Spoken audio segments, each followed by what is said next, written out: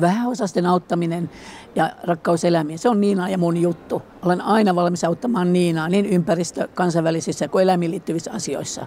Mielestäni Niina on osaava, erittäin tarmokas ja määrätietoinen, mutta samalla oikeudenmukainen ja avulias. Eli juuri sellainen kuin vasemmistolaisen kansanedustajan tulisi olla.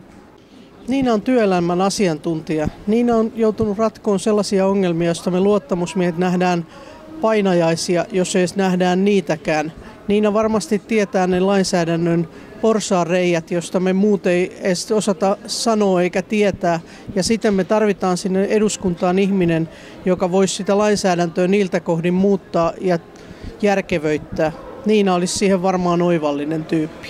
Niinalla on näyttöä ja kokemusta työntekijöiden oikeuksien puolustamisessa. Eduskunnassa tarvitaan luupään kovia edustajia, jotka puolustavat työntekijöiden oikeuksia.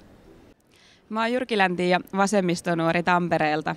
Meillä Vanussa on sellainen kampanja kuin Ilmianna pomosi, ja mä haluaisin nyt ilmiantaa Niinan. Niina on tasapuolinen, rento, mutta jämäkkä pomo.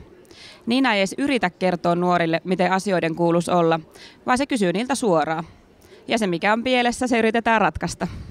Metallin työntekijät tarvitsevat edustajan säätämään ja puolustamaan niitä lakeja, jotka koskevat meitä työläisiä. Niina ajaa asioita, joilla harmaa talous saataisiin kuriin.